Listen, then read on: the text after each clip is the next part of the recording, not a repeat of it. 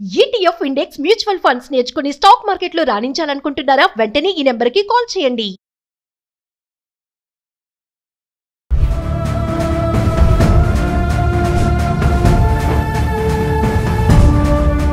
Hi hello నమస్తే, welcome back to Suman TV. ప్రస్తుతం మనతో పాటు ఉన్నారు రామ్మోహన్ గారు. నమస్తే సార్. నమస్తే అండి. సార్, మరి రీసెంట్ గా వైజాగ్ ఘటన మీరు తెలిసే ఉంటుంది మీకు కూడా. ప్రెగ్నెంట్ ఉన్న అమ్మాయిని రేపు డెలివరీ అనగా 9 నెలల గర్భిణిని భర్త చంపేశాడు. ఈరోజు అమ్మాయికి పోస్ట్ మార్టం జరిగింది, పాప పుట్టింది, పాప కూడా బ్రతికి లేదు. 2 ప్రాణాలు అయితే బలి ఉన్నారు. అతను సైకో అనాలో ఏమన్నా అర్థం కావట్లేదు. కానీ కేసులో తెలిసిన కొత్త అప్డేట్ ఏంటంటే అతనికి ఒక లవర్ ఉందంట. ఈ అమ్మాయిని పెళ్లి చేసుకోక ముందే ఒక అమ్మాయితో అఫైర్ ఉంది. సో ఆ అమ్మాయి కోసమని ఈ అమ్మాయిని చంపేయడం జరిగింది. చూసుకుంటే ఏంటంటే గతంలో చాలాసార్లు అమ్మాయిని తప్పించడానికి టాబ్లెట్స్ వాడడము, నాకు క్యాన్సర్ ఉంది, నన్ను వదిలేసి డైవర్స్ తీసుకొని లైఫ్ బాగుంటుంది ఇట్లా చేయడం. కానీ ఆ అమ్మాయి ఇతన్ని బాగా ప్రేమించింది. ఎవరైతే బాధితురాలు చనిపోయిందో చాలా ప్రేమించింది, నిన్ను వదిలే ప్రసక్తే లేదని చెప్పడము. సో ఎక్కడ డెలివరీ అయిపోతే బంధం అనేది గట్టిగా అయిపోతుంది, మళ్ళీ నేను కష్టం ఇంకా ఆ అమ్మాయితో ఉండలేను అని తెలుసుకొని రేపు డెలివరీ అనగా ఇంత దారుణాన్ని కొడిగట్టాడు. అంటే ఒక్కసారి దీన్ని బట్టి అంటే లవ్ చేసుకునే వాళ్ళకే కానీ మరి పేరెంట్స్కే కానీ ప్రేమ వివాహాలు చాలా వరకు సార్ కొన్ని సక్సెస్ అవుతాయి, కొన్ని ఖచ్చితంగా ఫెయిల్యూర్ అవుతాయి. ఇక్కడ ఏంటంటే అమ్మాయి అమ్మాయిని చూసి లవ్ చేసుకోవడం, పెళ్లి చేసుకోవడం అయిపోయింది అనుకుంటారు. అక్కడితో బ్యాక్గ్రౌండ్ అనేది చూడట్లేదు. ఎటువంటి కుటుంబం నుంచి వచ్చాడు, వాడు ఏంటి, ఆ అమ్మాయి ఏంటి అనేది. సో ఇలా చూసుకోకపోవడం వల్ల ఇది ఎంత పెద్ద ఘటన జరిగింది. 2 ప్రాణాలు బలిగొన్నారు. దీన్ని ఎలా చూడొచ్చు అంటారు? ఈ విషయాన్ని మనము చూసుకుంటూ పోతాయండి, ఇలాంటివన్నీ జరుగుతూనే ఉన్నాయండి. ఎన్ని జాగ్రత్తలు చెప్పినా కానీ, ఎన్ని చేసినా కానీ ఇలాంటి సంఘటనలు జరుగుతూనే ఉన్నది. ముఖ్యంగా యువతలో ఆవేశంతో ప్రేమించడం ఎక్కువైపోతుందండి. ఆవేశంతో ప్రేమించేస్తారు, నేను చూడంగానే నచ్చేసింది ఎట్లా అని చెప్పి. ఇక్కడికి వచ్చేటప్పటికి ఆల్రెడీ ఒక అమ్మాయిని ప్రేమించున్నాడు ఇతను. అమ్మాయితో ప్రమాణం నడిపాడు.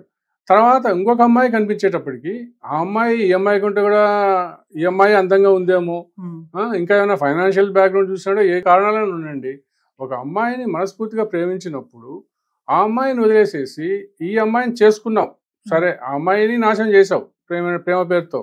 మరి ఈ అమ్మాయిని చేసుకున్నప్పుడు కూడా ఈ అమ్మాయితో అయినా సక్రమంగా కాపురం చేసావా? చేయలేదు. చేసుకున్నప్పటి నుంచి వేధించడం మొదలుపెట్టడము, మీరు చెప్పేదాన్ని బట్టి వేధించడం మొదలుపెట్టడము, ఆ అమ్మాయి టార్చర్ చూపడము. అయినా కానీ ఈ అమ్మాయి నమ్మి ఎంతో నేను ప్రేమతో చూసుకొని ఒక బిడ్డను కూడా ఇవ్వాలని చెప్పని చేసి అంతకాలం 9 నెలలు మోసి అమ్మాయి ఎంతో నీ మీద ప్రేమతో ఉండి చేసి ఆ టైంలో నిన్ను వదిలించుకోవాలా, ఆ అమ్మాయిని వదిలించుకోవాలా అని ఇతనికి ఎటువంటి పైశాచిక ఆలోచనలు వచ్చాయో అర్థం కాదండి. కానీ కనీసం ఒకసారి ఆలోచించరా, వీళ్ళు నన్ను నమ్ముకొని వచ్చిన వాళ్ళను నేను ఈ విధంగా చేస్తే ఏంటి జీవితం ఏంది? పోనీ ఆ అమ్మాయిని అయితే చంపేసావు, లోపల పెరుగుతావు, నీ బిడ్డను కూడా చంపేసుకున్నావు ఉండేదురుక. దానివల్ల ఏం సాధించినావు నువ్వు ఉండేదురుక? నువ్వు కూడా ఎలాగూ తెలుస్తుంది, కొద్ది రోజులు ఎంత జాగ్రత్తగా ఉన్నా కానీ, ఎంత పకడ్బందీగా చేసుకున్నా కానీ ఈ కాలంలో తప్పించుకోవడం అనేది కష్టం, అసాధ్యం అనమాట. అటువంటప్పుడు ఇప్పుడు నీ జీవితం ఏమైంది? నువ్వు కూడా కటకటాల పాలైపోతున్నావు, జైలు పాలైపోతున్నావు నువ్వు ఉండేదురుక. అందుకని ఏం ఉద్ధరించాలని చెప్పని ఇట్లాంటి అరాచక పనులు చేసి దార్శనిక పనులు చేసుకొని అందరి జీవితం నాశనం చేస్తాను. ఇతన్ని మనం తవ్వడం లేదు, ఇతను చేసినాడు, పట్టినాడు, చేసిన తప్పే అతను. కానీ వీళ్ళని తెలుసుకోనైనా కానీ మిగతా వాళ్ళు జాగ్రత్త పడతారనే మన ఉద్దేశం.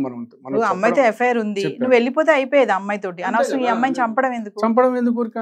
చంపడం అనేది కాదు, ఎంత ఇదైనా కానీ అలాంటి ఆలోచనలు అనేది ఏ యువతకు రాకూడదండి, అమ్మాయికి కానీ అబ్బాయికి కానీ.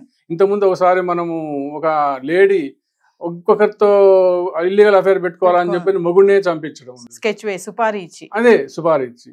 కానీ ఇప్పుడేమో పాపం ప్రేమించిన అమ్మాయిని చంపడం అనేది. ఇట్లా రాను ఎట్లా పోతుందో ఎలా పోతుందో మన సమాజం అనేది అర్థం కాని పరిస్థితికి వస్తుంది. దానికి ముఖ్యంగా పేరెంట్స్ అనేది చాలా మాత్రం పార్ట్ తీసుకోవాలండి. పిల్లల పెంపకంలో వారికి తగినటువంటి మానిటర్ చేసుకుంటూ వాళ్ళు ఎలా ఉన్నారు, ఏం చేస్తున్నారు, అలా చేసుకుంటూ పోతూనే వాళ్ళ ఆలోచనలో మార్పు వస్తుందండి.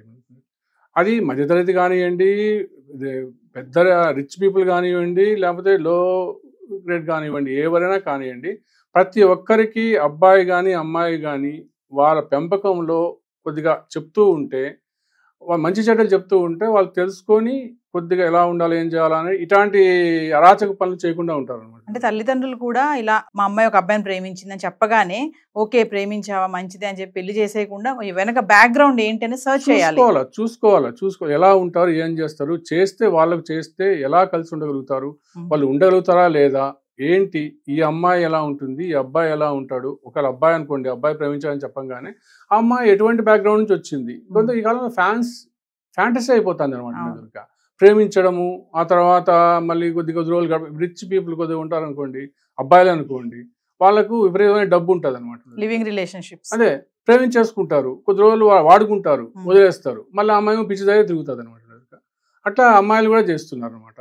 అమ్మాయిలు కూడా అట్లయిపోయి ఈ విధంగా కొద్దిగా ప్రేమించుకోవడం, తిరగడం, కొద్ది రోజులు ఈవిని కాకపోతే వాడిను నేను చూస్తుంటా కొన్ని దాంట్లో వచ్చింది, పోనీ పడిపోతే పోనీలే, ఏమి ప్రేమించినావు కదా, ఏం పడుతుంటే ఉంటే ఇంకో దాన్ని తిరుగుతున్నాడు అంటే తిరగని. అంటే ప్రేమించేటప్పుడు ఇలా అంటే ఈవెన్ ప్రేమించడం, వాడుకోవడం ఇది ఒక పక్కన అయితే, ఇప్పుడు ఇలా ఎక్కువ ఏమైపోయాయంటే సార్ పెళ్లి చేసుకున్నాక ఇల్లీగల్ కాంటాక్ట్స్ అనేవి ఎఫ్ఐఎస్ ఎక్కువైపోయాయి పెళ్లి అయ్యాక. దానికి కారణం ఏంటంటే ముందే ప్రేమించేటప్పుడే ముగ్గురు నలుగురిని ప్రేమించేసుకుంటారు అనమాట. ఒక దానితో పెళ్లి వరకు వచ్చింది అనుకోండి ఎదురుగా, పెళ్లి అయిన తర్వాత మళ్ళీ రంగంలోకి వస్తారనమాట ఎదురుగా. ఏదో అయిపోయింది. ఇట్లాంటివన్నీ ఇల్లీగల్ రిలేషన్స్ పెంచుకోవడం ఎందుకు?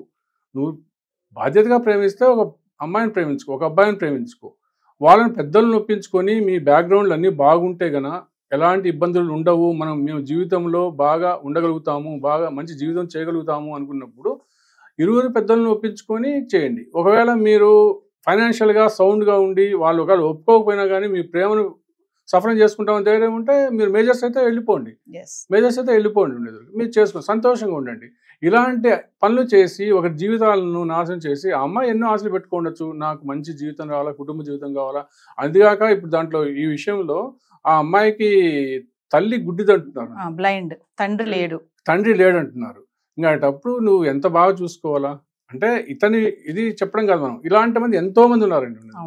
ఇలాంటి జీవితాలు ఎన్నో ఉన్నాయి. అలాంటి వాళ్ళందరూ కూడా నేను చెప్పేది ఏంటంటే వాళ్ళ జీవితాలను మంచిగా సుఖవంతంగా చేసుకోవాలనుకుంటే ఇలాంటి పనులు చేయకండి.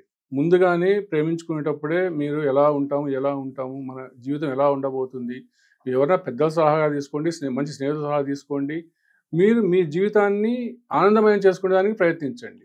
అంతేగాని ఇలాంటి వాటిల్లో పాల్గొని మీ జీవితాలు ఇల్లీగల్ కాంట్రాక్ట్స్ పోయి ఇట్లాంటి పనులు చేసి ఎలానే తప్పించుకోరు, మీరు జైలు పాలవుతారు. మీ జీవితం ఏమవుతుంది? ఒకరు కాదు, ముగ్గురు జీవితాలు, పుట్టిన పాప జీవితం కూడా కుటుంబాలు కూడా నాశనం అయిపోయాయి. అలాంటివి ఈ సోషల్ మీడియాను కొంతమందిని ఆశ్రయించి వాళ్ళు చేసినారు మేము చేయకూడదు అనేటివి అవి మీరు పక్కన పెట్టుకోండి. సోషల్ మీడియాలో వచ్చేటివి కొన్ని ఉంటాయి, అన్ని మీరు మంచివి తీసుకోండి, వాటిల్లో చెడ్డ వాటిలను తీసుకొని ఇట్లాంటి దారుణాలకు పాల్పడకూడదని వాళ్ళకి నేను మనవి చేస్తున్నాను. Thank you.